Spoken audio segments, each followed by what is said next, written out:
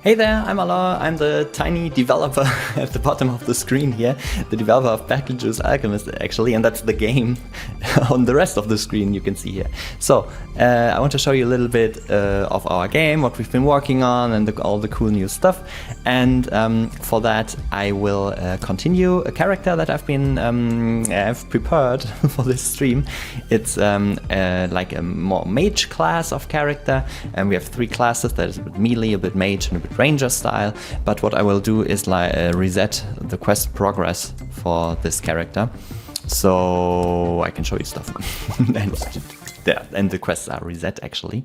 So yeah, let's dive right into that. Normally we have a really cool cutscene that you should really look, and what you don't have when I play with you here is tutorials, because I turned them off, and you should really play the tutorials, and you should also play the tutorial level that comes before this section of the game, because you learn the mechanics there, and we have some cool mechanics, and you should definitely learn them. So, but we dive right into that. We're in Caribou Creek here. You can see the game is from the top-down perspective and stuff. You can see, maybe that's a role-playing game. It is a role-playing game. For example, this is Zen. You can talk to her. She's the first quest giver. She tells you about this crazy spirit invasion that's happening here, and that you can get to the bottom of, and yeah, talk to her. And she also teaches you some fighting. That's pretty cool. But I will teach you the fighting in the wilderness, because we are tough people here, and we don't want to talk to people and learn, but we want to learn ourselves. So I want to bring you to the south a bit further. I love the town, by the way. There's this cool old blacksmith shop that was built into the ruins. It's very beautiful. But I want to show you the wilderness a bit. Some fighting. As you can see, there are some porcupines here, and these are immune to physical damage. And what I actually need to do is do fire damage to them, which is what I'll do. But they are super smart, and they evaded. Okay, okay. Next, second try. These guys here, Puffy. Let's burn them. And as you can see, the wilderness is also burning. These circles tell me that I set this on fire, and this will do damage to me and to them. Look at that. The guy walked through it, and I'm getting the loot, and I'm trying to kite the porcupine into it. Yeah, okay, now the environmental effect stopped. Let's see. I have to look a bit at my health as well, try to kill this guy. You also see, yeah, it's quite a lot of loot. The game is quite loot driven, and I will look at the loot maybe right now. Yeah, it's for now it's only materials and stuff. You can find, of course, items later on, and but what we do now is continue to the south a bit, kill this porcupine, and we utilize the. You see that? Barrels? Yes, that's good stuff. Did you see that amazing combo of exploding barrels? You can use your environment to your advantage, as you can see. That's fire damage. And now we're getting to the more, how do you say, watery area. It's, you can swim here, and there are porcupines. No, then of course they are not porcupines in the water, they are turtles in the water. You can kill them, and on the right side, I'm always looking at the compass on the right, which is where I can see what's going on a little bit. And but I also have this map here, the bigger map, to see things. And I saw this loot chest, and I actually wanted to loot it, but it's already looted. But why is that, you might ask? The reason is because I reset the quest progress, but I did not reset the loot chest, because you could cheat that way and stuff, so you don't get the loot chest again. Anyways, doesn't matter. I reached the south of the map. You saw I activated the signpost, and you use the signpost to get to the next level, which is what we do. We go to the Woods of Rigor. And okay, the thing is, I didn't play the quests. I just went there, and so I'm missing some items and stuff, but I cheated a little bit, and we can craft some items. I unlocked them, so this stream stays interesting, despite not playing the quests, because I think I don't want you to read stuff and in this stream here, but show me some of the material. So some of the like more the material of fighting and stuff.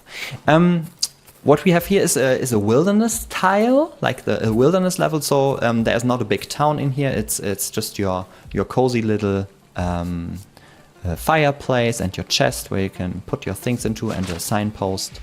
And what we don't have here is like NPCs. They are for quests and stuff. They are only in special tiles.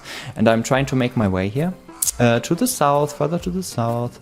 And this is a haunted place, actually. We can activate that by doing solving some riddle. But that's also quest related. I'll do some more fighting. Maybe I'll kill some of these cultists here.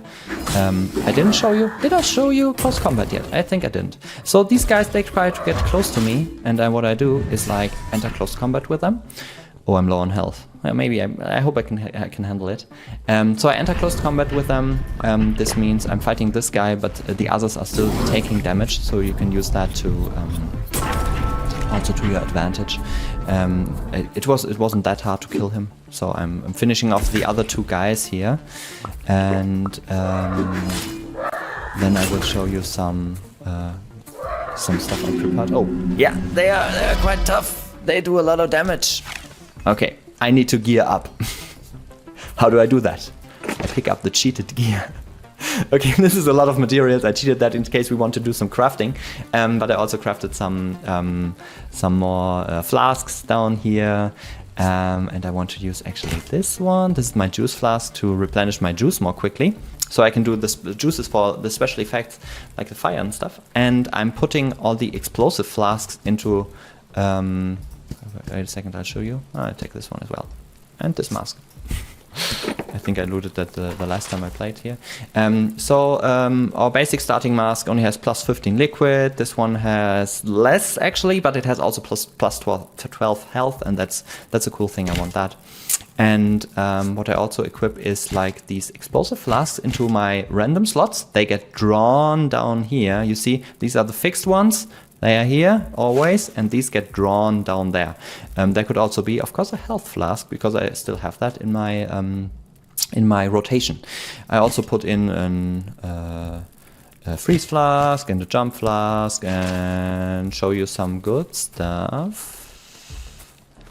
And for example, there's another loot chest. Look at that, right outside town. And I didn't loot it, so let's loot it. Let's see if we can find something cool here. Actually, we did.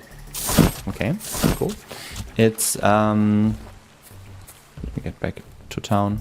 I can also teleport to town, like that. I'm back in town.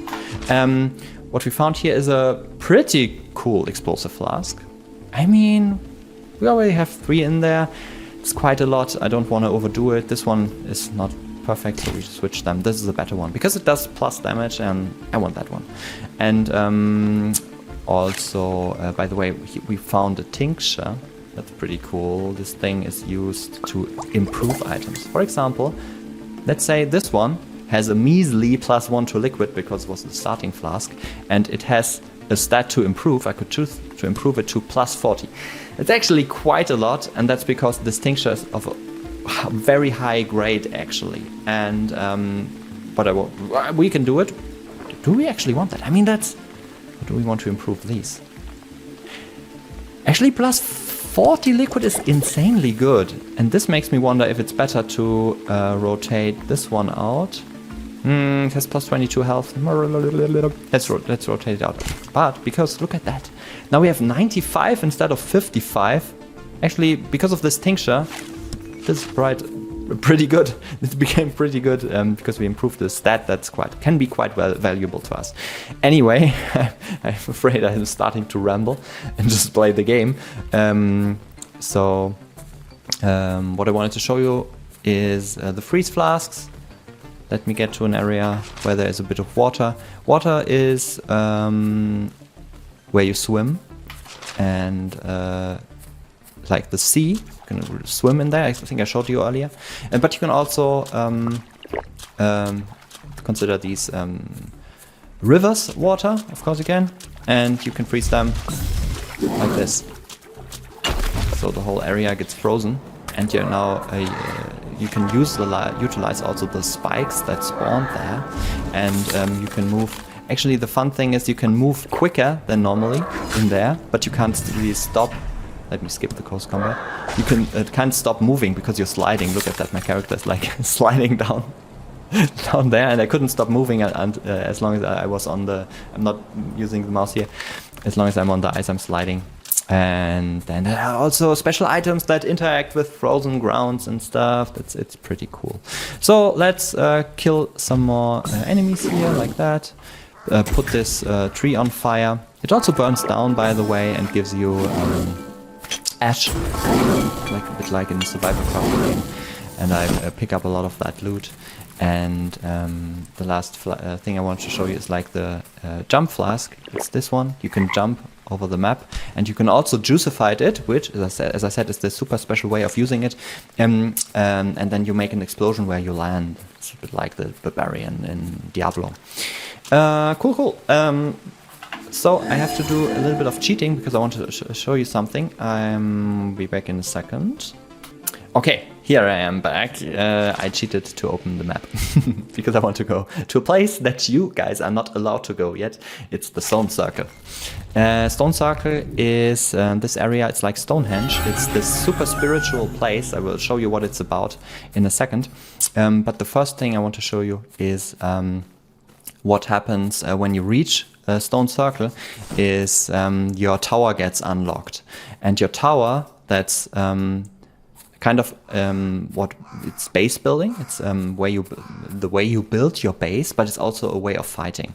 Because once we reach Stone Circle, it can turn night, and at night time enemies have a shield. And what I just did there is summon my tower and this tower. Oh, I already did something. Oh, okay, I'll talk to you. I'll show you in a second. So at night time, enemies have this bubble around them that protects them. And the tower destroys this bubble. And that's a pretty cool thing. And so you can use it to fight close to your...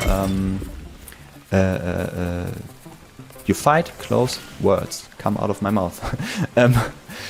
You use the tower to destroy the bubbles and then fight close to the tower and kite around it to be more effective, actually. So I destroyed this turtle by jumping.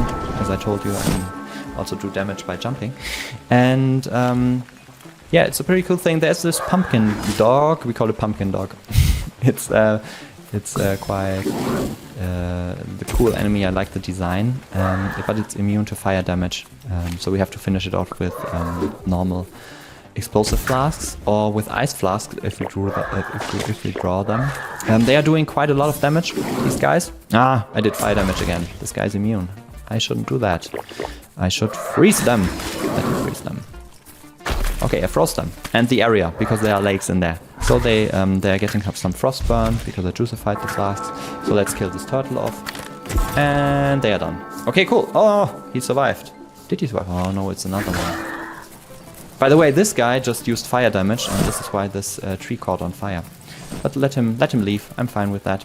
I wanted to talk to you about the tower. I don't want to get caught up in this fighting. So this is the very basic tower you can have, but you can also change it. You can deconstruct it like this. I'm taking away stuff, and look at that.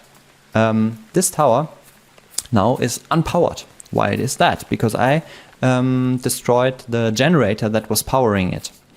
So we have like this energy system. This is a generator. I can't place it at the moment. The one was up there. It was rotated. But I'm building a different. I'm expanding our foundation here.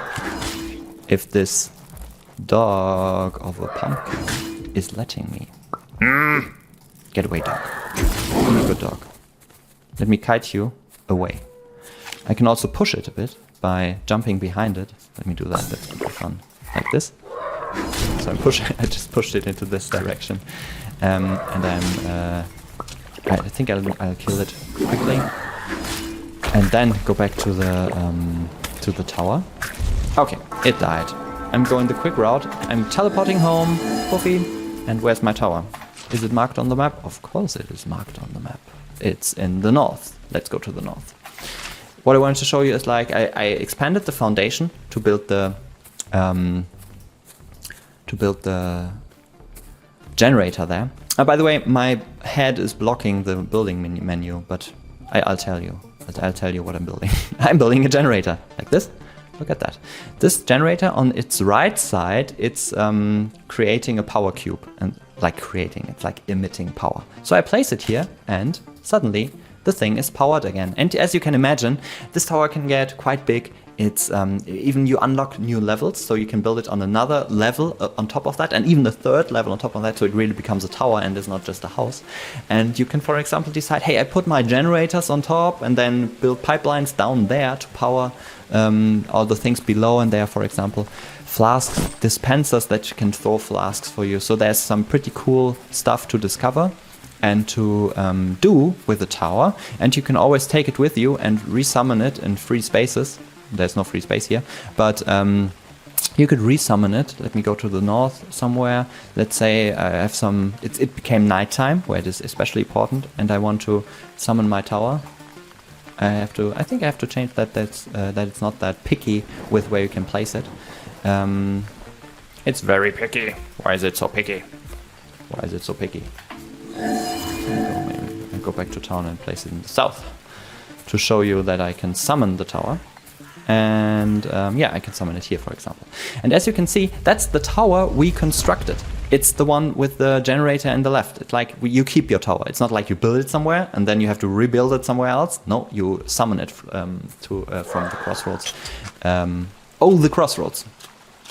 What is the crossroads? Or what are the crossroads, you may ask? That's a pretty cool thing. Let me talk about that. The crossroads is the place where the enemies pull you if you go into close combat. As you can see, let me go there. There's this evil pumpkin dog, and I approach it, and we enter close combat. Did I already show you that? I think I already showed you that. But what I didn't tell you is that this is the crossroads. So as you can see, on these special places in the upper right there, you can see this magical place. Can I rotate my camera? Yes, I can. See that? That's the haunted place. It's here because the haunted place is also a magical place. And in the crossroads, that's the magical realm. Let me rotate the camera back. And yeah, I just wanted to show you, that's the crossroads, okay? That's the spiritual realm. It's a bit like in Stranger Things, the Upside Down. Okay, so what again about the crossroads? The very special place, as you remember, I wanted to bring you to Stone Circle. It's like a super, how do you say, like it's a magical place, and these big monoliths, they are actually gates. And what you can do is turn this place like into a gateway into the crossroads. And this is done by questing. As you can see, there's not much going on in Stonehenge. It's like, I mean, there's our base camp and not much else, the stones, and what's this? It's a giant barrel. And the giant barrel, it has a quest line connected to it, and what we can do is destruct it, and it turns out, I destroy it, and it turns out to be the home of the leprechaun. See this little fella? He's one of the coolest characters. I rotate the camera back to the north. He's the super cool fella. He has very fun dialogues. I love his writing. And he is actually quite pissed that you destroyed his house. And so he disappears, and he leaves behind some dust and some quest items. And you can have to solve a riddle that's connected to the shoe he left behind. As you can see here, there's a riddle connected to it. I won't spoil you that, but I will continue the quest a little bit to show you about the crossroads that I was talking about. This hints you at this quest line where you have to solve this riddle. What I do is like ritual magic casting here. I didn't explain the ritual casting mechanisms to you. Just trust me, you burn. Trust me. I'm the developer. And so what you do is like burn this material I just burned and say the mantra, which I hope I know is this, which you learn from the riddle. And then, wow, this whole place turns into a crossroads place and characters appear. It's, where are they? Oh, they are up there. In the right, I saw it on the map. The leprechaun is back and is happy to talk to you again. No, he's not happy. He's angry. He's really angry, and but he will still give you some quests. And there are these ravens. They have a really cool quest connected to them. And more travelers from the crossroads, they will appear here and talk to you with about all the backstory and also the story to further it and to get to new places and stuff. So that's a pretty cool place that we are working on recently. It's stone circle. You can see here, oh, what's that? That's kind of a throne. What's going on there? Who's inhabiting this place? Very interesting stuff's going to happen here in BattleJuice Alchemist. So I think I showed you quite a bit of the game here. Thank you so much for listening to me ramble. It was a lot of fun for me. And don't forget to put the game onto your wish list so you get notified when it gets out. And yeah, we got some pretty exciting stuff to come. And thank you so much for watching and take care. Bye.